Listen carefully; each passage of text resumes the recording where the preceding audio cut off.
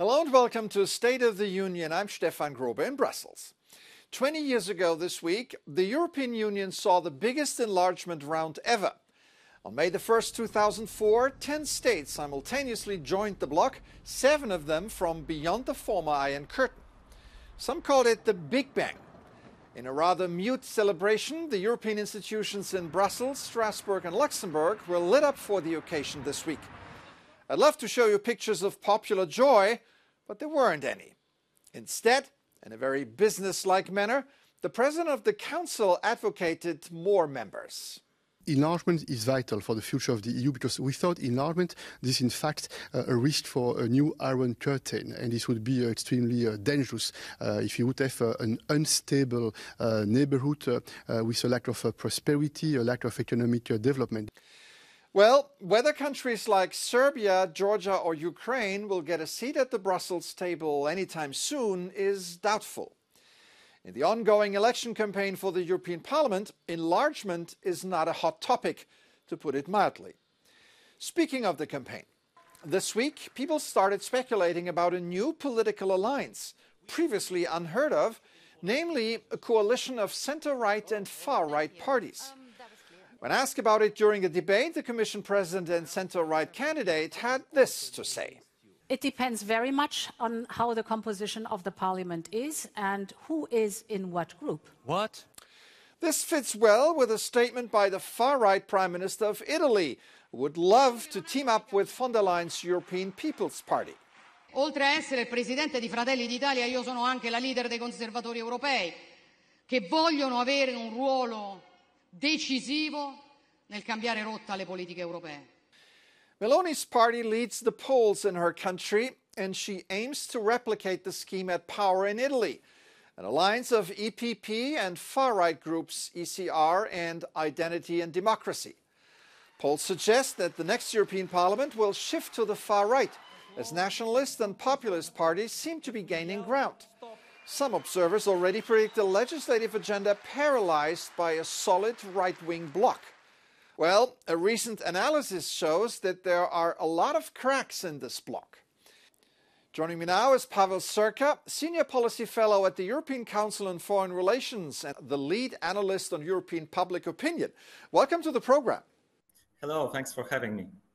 So, your recent polling suggests deep divisions between Europe's far-right parties. How, for example, does this play out when it comes to support for Ukraine?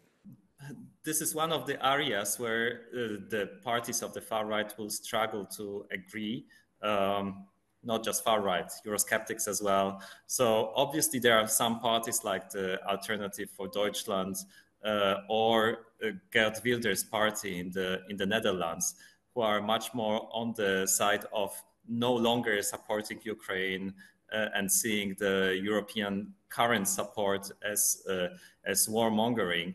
But there are parties, of course, like Polish Law and Justice, which are strongly supportive of Ukraine. And even in Italy, Giorgia Meloni has shown to be a strong transatlanticist and a reliable supportive of a European line of support for Ukraine. What about a hypothetical exit from the EU? Isn't that a pet project that all nationalist parties are plotting? It's no longer that fashionable in Europe, and many of the far right or anti-European or Eurosceptic parties have chosen right now to focus on repairing Europe from inside rather than leaving the EU.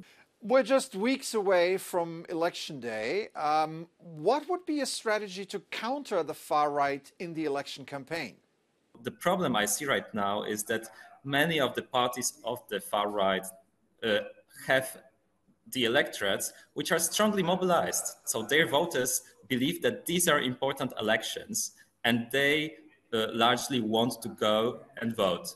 Whereas the electorates of the pro-European side are often quite demobilized, as if people didn't understand what are the stakes of this election. Why should it matter? So my main recommendation for the leaders of pro-European parties is to express quite clearly to their voters why those elections are important. I want to ask you about these voters of far-right parties. You mentioned them. can they actually be swayed? Can they still be swayed?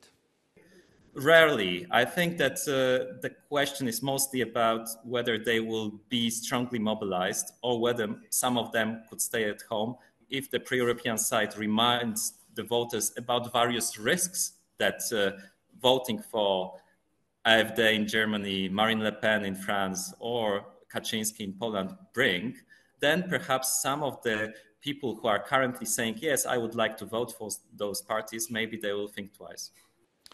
All right. Pavel Zerka, Senior Fellow at the European Council on Foreign Relations. Thank you so much for coming on the show today. Thanks again. We're now a week away from one of the biggest European events of the year. I'm not talking about an election, but the European Song Contest, hosted by the Swedish city of Malmö.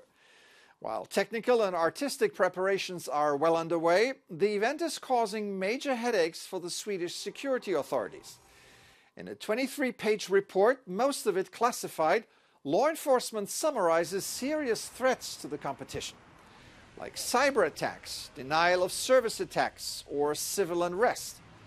Authorities are also coping with the fact that Sweden is a prime target for violent Islamist terrorist organizations. In addition, major protests against Israel's participation in the contests are expected. The Swedish police believes they are prepared for all kinds of scenarios. They hope the European Song Contest proceeds smoothly. And I guess they also want Sweden not to win this time, so that someone else can host the event next year. That's it for this edition. I'm Stefan Grobe. Thank you for watching. Have an excellent week.